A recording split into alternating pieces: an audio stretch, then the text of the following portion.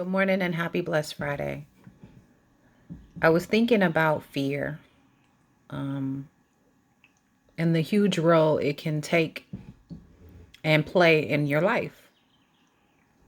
And ultimately, what I believe the idea of conquering or facing your fears is to transition from your old self into your new self. And what that involves sometimes is going another route, deciding something different, being still, talking to God and waiting to hear back, and confronting your giants, even if that giant is you. And ultimately, the end result of it is you either confirm or deny what the fear was. So I think about an example of a fear that I acquired when I was a little girl. I had fallen asleep, and when I woke up, my eye was shut. Something had bit me. To me, I walked away from it fearing spiders, looking at my eye, looking at the result of it. It created this ultimate fear of spiders. And so when my son was still in high school and even younger than that, mostly anytime I saw a spider, I would scream out his name.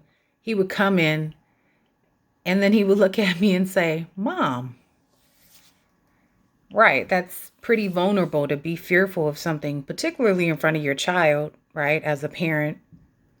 But when in the face of fear, it doesn't matter who's around, whether you're the adult or not, fear is fear. And so as he got older and he moved out and moved on, it dawned on me that the next time I saw a spider, I called out for him. He wasn't here. And in that moment, I was faced with a dilemma. What do I need to do to conquer this fear? What I learned was I had to move towards my fear, catch that spider, either kill it or let it go, which is often a conversation I have with myself when I catch a spider today. Do I let it go? Do I kill it? Ultimately, my son did me a favor. He gifted me this way of confronting my fears, because when he was here and he would see the spider, he would always say, "Mom, it's just a spider. Mom, look how little it is. Mom, just go get it. Just go get it and kill it." And at the time I wasn't ready, but not having him around on a regular basis, I remember the things he told me, and now I'm able to do what I need to do when in the face of a spider, and ultimately confronting that fear. It reminds me of the saying that if you teach a person how to fish, you ultimately teach them how to eat.